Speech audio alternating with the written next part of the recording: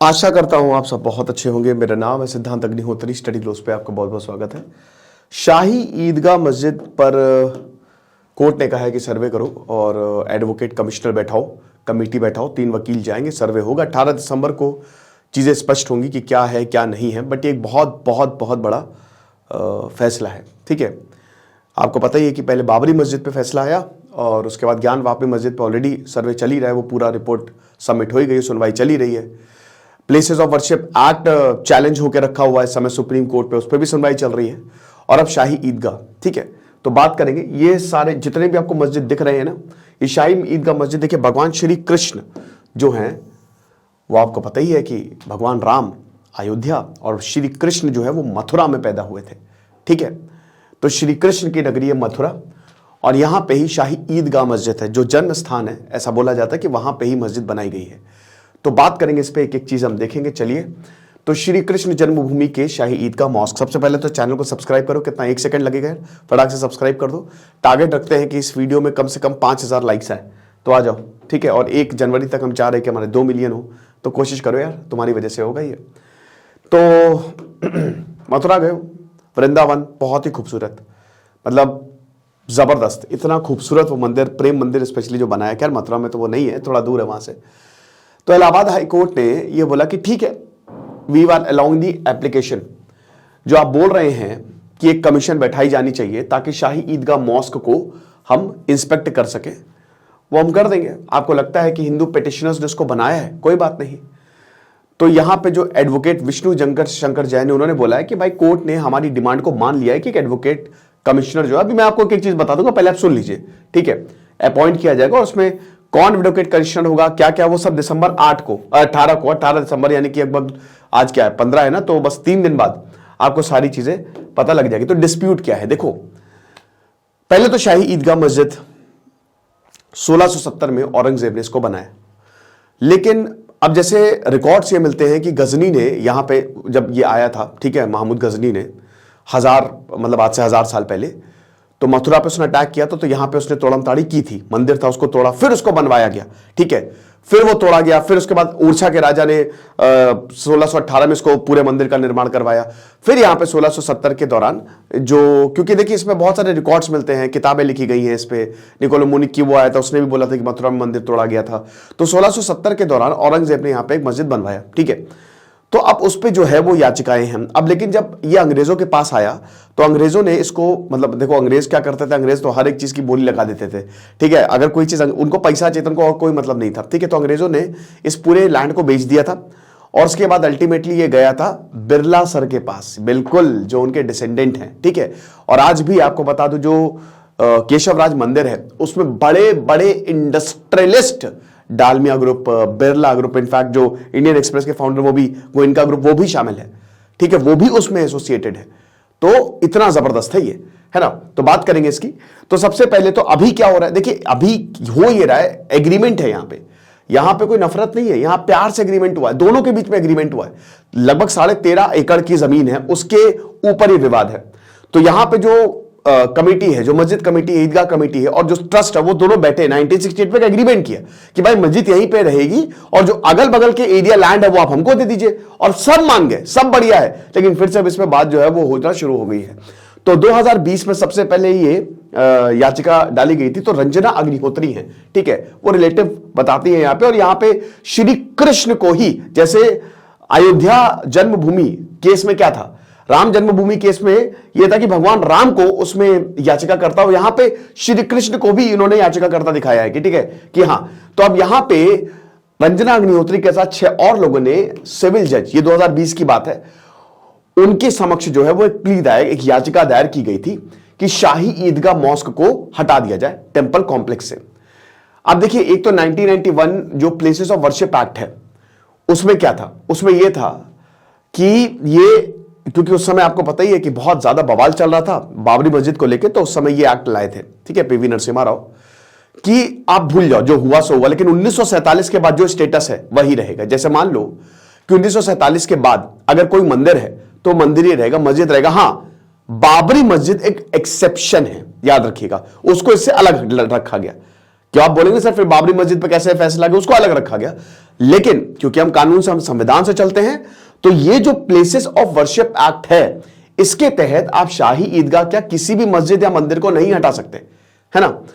अब देखिए 1991 ये जो प्लेसेस ऑफ वर्शिप एक्ट है, इसकी भी सुनवाई चल रही है कोर्ट में।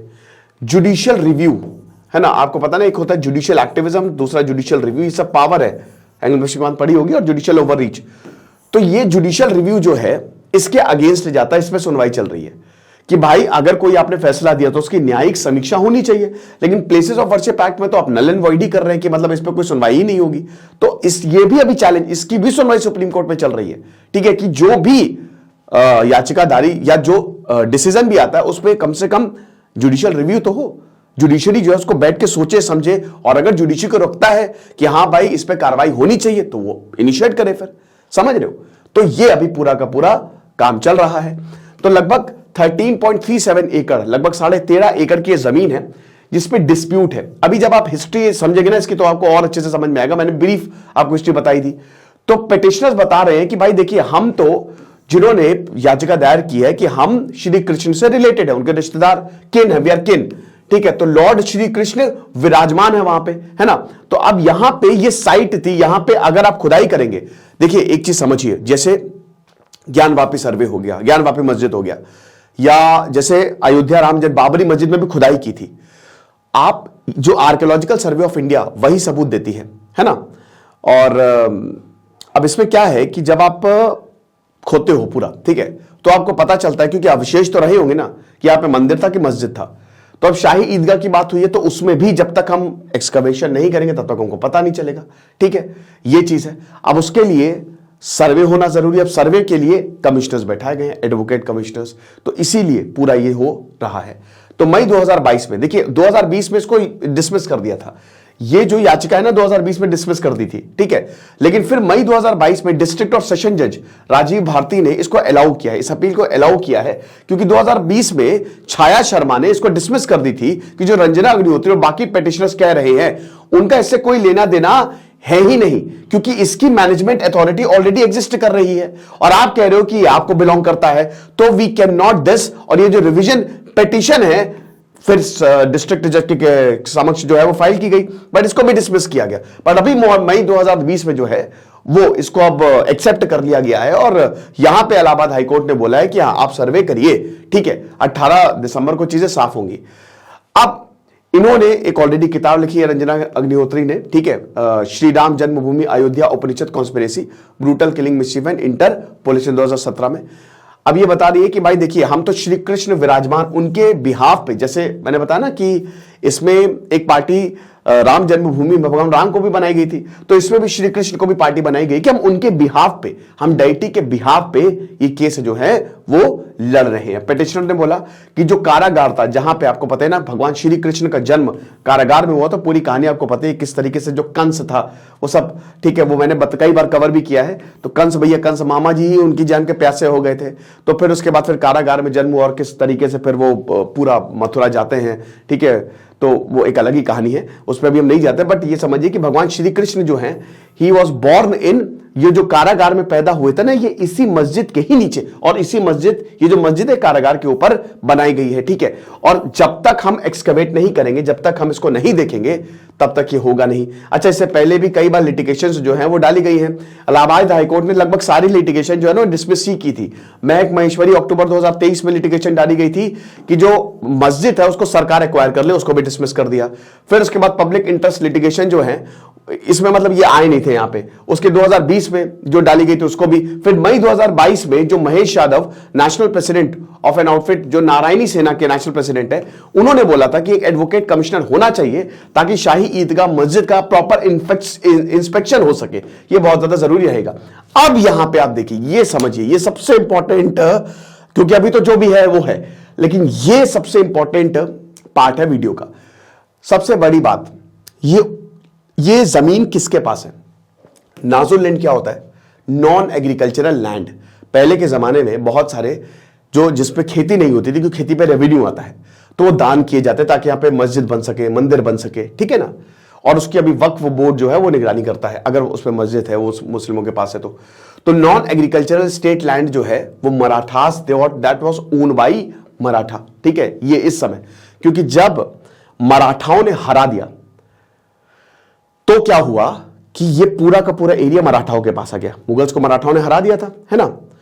उसके बाद फिर जब मराठा हरे 1803 में, तो ये पूरा का पूरा एरिया ब्रिटिश के पास आ गया और ब्रिटिश ने इनको बेच दिया। समझिए अभी इसको। तो राजा वीर सिंह बुंदेला, ठीक है, ऑफ ओरछा 1618 में इन्होंने यहां पे एक मंदिर बनवाया। ठीक है, ध्यान दे समझिएगा, मथुरा में एक मंदिर बनवाया। मैंने बताया मंदिर तोड़ा गया, बनवाया गया, तोड़ा गया, लेकिन फाइनली 1618 में मंदिर को बनाया जाता है। अब फिर औरंगजेब आ गया, आपको पता ही है। ठीक है, 1660 में औरंगजेब आ गया और 10 साल बाद 1670 में औरंगजेब ने यहां पे एक मस्जिद बनवा दिया, शाही ईदगाह मस्जिद अभी है। फिर उसके बाद अब हुआ क्या कि ये जब मराठाओं ने हराया, मराठाओं ने, क्योंकि 1707 में औरंगजेब मर गया, उसके बाद मराठाओं ने हरा दी तो पूरा एरिया मराठाओं के पास आ गया। लेकिन फिर सेकेंड जब एंग्लो मराठा वॉर हुई 1803 में, मराठा हार गए। मतलब हारे तो नहीं, एक तरीके से ट्रीटी ऑफ बेसिन साइन हुई थी, बट हाँ ये एरिया जो है वो उनके पास चला गया और ये एरिया आ गया ब्रिटिश के पास। और ब्रिटिश ने क्या किया, नीलामी कर दी, क्योंकि ब्रिटिश क्या करता था, वो पैसे चाहिए थे। तो अब उसके, क्योंकि नॉन एग्रीकल्चरल लैंड था तो उसके मतलब का भी नहीं। और वैसे भी अभी ध्यान दीजिए, ब्रिटिश ईस्ट इंडिया कंपनी है, अभी फर्स्ट वॉर ऑफ इंडिपेंडेंस नहीं हुआ है।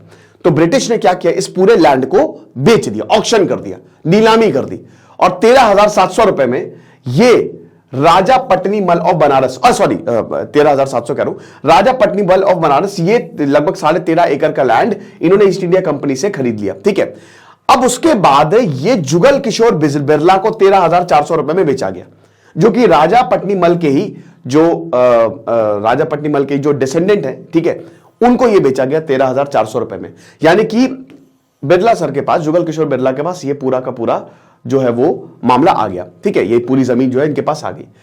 अब देखिए, इसमें पंडित मदन मोहन मालवीय, गोस्वामी गणेश दत्त और भीकेन लालजी आत्रे, ये बड़े बड़े लोग, इनका नाम क्या है, मदन मोहन मालवीय भाई, बीएचयू किसके ने। तो याद रखिए कि इन सबको इसमें लाया गया कि अब जमीन हमारे पास आ गई है और आप सब जो है इसमें एसोसिएटेड होंगे। और आज भी बड़े बड़े जो संस्थान है ना, बड़े जो ट्रस्ट है, बड़े बड़े लोग हैं भाई। देखिए, मुझे आपको पता ही ना कि भारत में बहुत सारे मंदिर बिरला सर ने बनवाए हैं। ठीक है, ठीक है, मुझे सबसे अच्छा भोपाल और स्पेशली श्री कृष्ण मंदिर, श्री कृष्ण की कृपा रही है बिरला पे। तो श्री कृष्ण राम जन्मभूमि ट्रस्ट जो है वो बिरला ने बनाया, समझ गए आप। युगल किशोर बिरला ने श्री कृष्ण राम जन्मभूमि ट्रस्ट बनाया और उसके बाद इनके ओनरशिप राइट्स जो है वो कटरा केशव देव टेम्पल इन्होंने पूरे के पूरे ले लिए। अब 1951 में आ जाओ, 1951, 13.77 एकड़ ये जो है ये ट्रस्ट के पास आ गई कि ये जो ट्रस्ट है ये the property will never be sold. ये जो प्रॉपर्टी अभी हमारे पास है इसको हम कभी भी, अच्छा मस्जिद खड़ा हुआ है, मस्जिद खड़ा हुआ है, ठीक है, लेकिन साथ साथ अगल बगल का एरिया पूरा आ गया और वहां पे एक मंदिर भी बनवा दिया। 1956 में श्री कृष्ण जन्मस्थान सेवा संघ इसको सेटअप किया गया, एक ट्रस्ट को, एक संघ को बनाया गया ताकि टेंपल की देखरेख जो है वो की जा सके। अब 1977 में संघ को रिप्लेस कर दिया संस्थान में, ठीक है, लेकिन सबसे बड़ा 1968 में एक पल आया, एक मूवमेंट आया। अब इसमें क्या हुआ कि एक कॉम्प्रोमाइज एग्रीमेंट है, कोर्ट में केस ऑलरेडी चल रहा है इसको लेके, ध्यान दीजिएगा, इसको लेकर ऑलरेडी केस में चल रहा है, लेकिन out of the court, court के बाहर एक एग्रीमेंट साइन होता है श्री कृष्ण राम जन्मभूमि सेवा संस्थान के बीच में और यहां पे जो शाही ईदगाह मस्जिद ट्रस्ट है उनके बीच में। ये दोनों आपस में बैठे और प्यार से समझौता किया कि जो मस्जिद है वो वही खड़ी रहेगी, लेकिन अगल बगल का पूरा जो एरिया वो आप हमको दोगे। शाही ईदगाह मस्जिद बोला कि ठीक है, कोई भी प्रॉब्लम नहीं, और बहुत ही प्यार से समझौता हुआ। और जो टेंपल अथॉरिटी है, जो भी, अब देखिए कितनी बढ़िया चीज है, जो कंटेंशियस पोर्शन ऑफ लैंड था जिसमें डिस्प्यूट था वो ऑलरेडी मस्जिद ने दे दी कि आप इस पे जो है वो काम कर लो, मस्जिद वहीं पे खड़ी रहेगी, ये चीज है। अब इस पे ऑलरेडी केस, अच्छा कोर्ट ने भी ये मान लिया, ठीक है, कोर्ट ने भी इस पे सहमति जता दी। तो सेवरल हंटमैन स्टूड एट 13.77 एकड़ प्लॉट, उनको हटा दिया। ठीक है, अब उसके बाद सेटलमेंट के बाद जो टेनेंट्स थे उनको बोला कि अब आप यहां पे एक पूरा प्रॉपर मंदिर बनवाया जाएगा, क्योंकि उस समय प्रॉपर स्ट्रक्चर नहीं था ना, जब तक एग्रीमेंट नहीं हुआ है, कोर्ट में भी मामला है तो प्रॉपर स्ट्रक्चर है नहीं, मंदिर था लेकिन प्रॉपर, तो आप यहां से खाली कर दीजिए क्योंकि ये जगह जो है वो हमने कृष्ण संस्थान को दे दी है। ठीक है, तो यहां पे वो चले गए हैं, है ना, और इसी संस्थान में भी बड़े बड़े इंडस्ट्रियलिस्ट हैं। बाउंड्रीज को दोबारा ड्रॉ किया और उसके बाद जो है इधर मस्जिद भी चल रही है और एकदम जो बाउंड्री के एकदम उस पार जो है वो मंदिर है ना, मंदिर मस्जिद दोनों साथ में चल रहे हैं और एक दीवार को जो है वो सेपरेट किया गया है। ओके, लेकिन अब फिर से इस पे बात हुई और 50 साल बाद इस केस को दोबारा ओपन जो है वो किया गया है। अब हम देखेंगे आगे क्या होता है, इस पे सर्वे होता है, हमको क्या पता चलता है, ये तो आगे जाने के बाद ही मतलब पता चलेगा। और अगर आप मथुरा गए हैं तो मुझे बताइएगा। ठीक है, मैं इस मंदिर पे अभी तक नहीं गया हूं लेकिन मैं जाऊंगा जरूर, तो आप मुझे जरूर बताइएगा। तो ये लेक्चर था, आई होप आपको पसंद आया होगा। खुश रहिए, पढ़ते रहिए। दिस इज सिद्धांत अग्निहोत्री साइनिंग ऑफ।